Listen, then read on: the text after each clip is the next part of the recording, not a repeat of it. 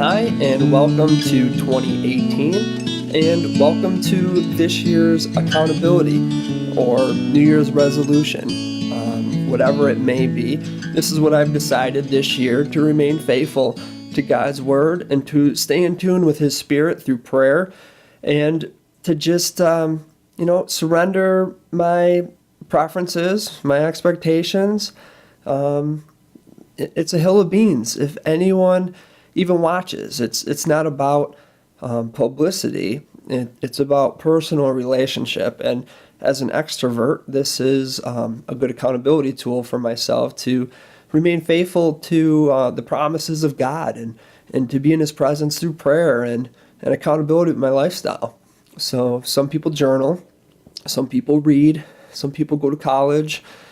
Some people have godly relationships. All these are very, very important. I'm not to discredit any of them, but for me, this is my time with Jesus. This is how I worship. This is where I'm most sensitive and most vulnerable, and this is what I'm gonna do for 2018.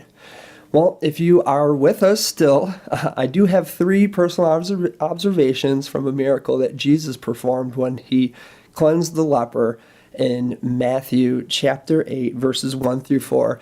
There is so much to take away from just this small bit. So if you get maybe 5 or 10 minutes of your day, hop on your phone, type in Matthew chapter 8, verses 1, and just read 1 through 4. There's so much. I just pulled out 3 in 10 minutes. Maybe if you're in it for a half hour or something, you could draw or pull out even more and see what God has for you, for your situation or your day today. These were just 3 for me that was really, really informative, and it invoked worship. And that's why we have our times with Jesus, is to just be in His presence. So I'm going to read the chapter 8, verses 1 through 4. When He, meaning Jesus, when He came down from the mountainside, large crowds followed Him. A man with leprosy came and knelt before Him and said, "Lord, if you are willing, you can make me clean." Jesus reached out His hand and touched the man. "I am willing," He said. "Be clean." Immediately, he was cured of his leprosy. Then Jesus said to him, "See that you don't tell anyone, but go, show yourself to the priests and offer the gift Moses commanded as a testimony to them."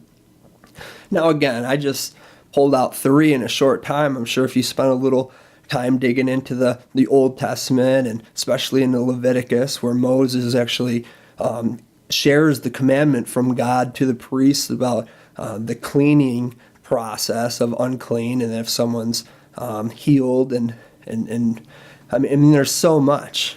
But let's just take the 3 things. 3 observations from this miracle. 1, there was faith in Jesus.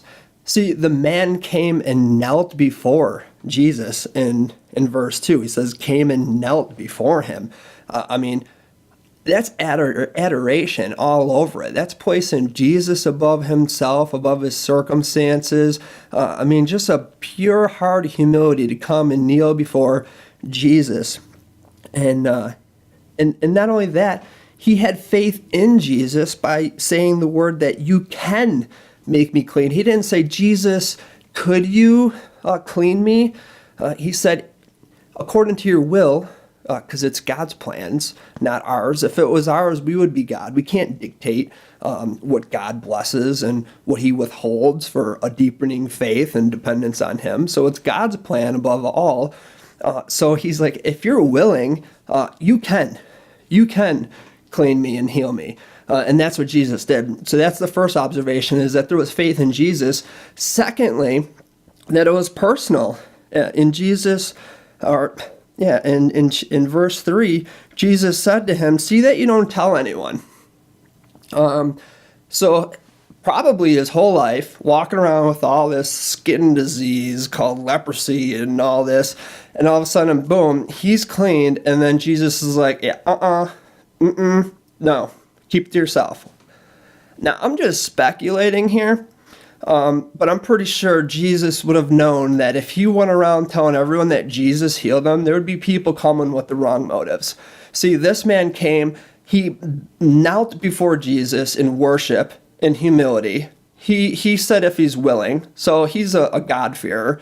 He knows the will of God, or at least walks according to it, and willing to accept what that will is. And then he has faith in Jesus that he can heal him. So here's a man with genuine faith coming, and he's healed. Now, if he goes blabbing about how Jesus healed him from his disease, well, guess what?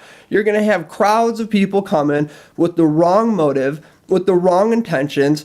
See, this person placed his faith above his flesh, where the other people that would come might put their flesh above their faith. See, they'd want the miracle, but not the person behind it, or, that God had anything to do with it. I mean, again, that's just me speculating, but that might be why Jesus is like, yo, this is between you and I right now, because there's going to be people that would come, not by faith, but by their flesh, wanting the miracle, but not the person that the miracle came through. That's me. Like, hello. So that's the second thing. And then the last thing, it's to invoke worship. In the last section here in chapter 4, it says, see that you don't tell anyone, but go. Go, show yourself to the priests, and offer the gift Moses commanded as a testimony to them. I see some big words here. When you see the word priest, I mean, he could have used God-fearer. He could have said, we see a lot of Sadducees and Pharisees in the New Testament. He said priest. And I think he said that specifically to remind the person that he's speaking with of the Old Testament, of the Judean Christianity that Jesus was coming to set aside, that he was the new covenant, not the old, the law and all that Jesus was a part of that day, that God-fearing believers we're living by faith of the commandments of that God has established, to be in the presence and to invoke worship. All that, Jesus is coming and be like, yo, you just wait. But he uses priests to point to that time.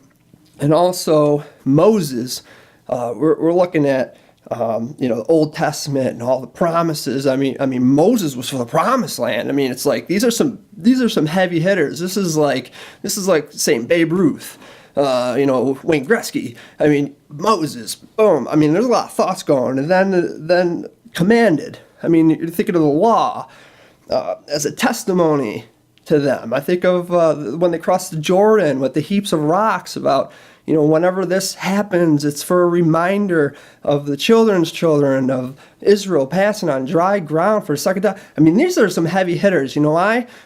Because it's a testimony. It's a testimony to the people of that time that God is at work.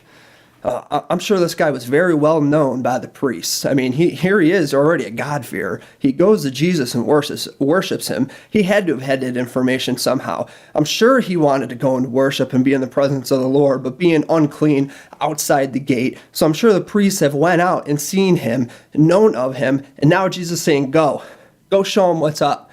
And I'm sure those priests are going to be like, how'd this happen? How did it happen? Jesus. And you know what? Jesus healed then. He heals now. 2010.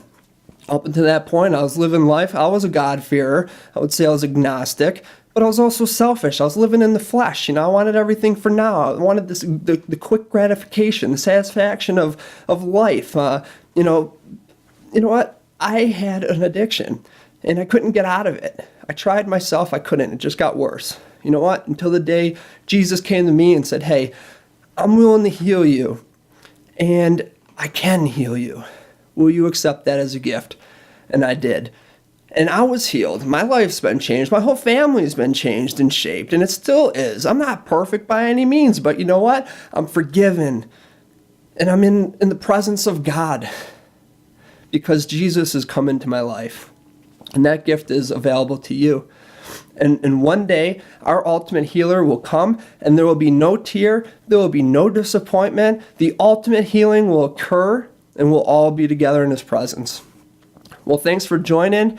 Thanks for listening, and I hope this invoked some kind of thought to dig into the Word today.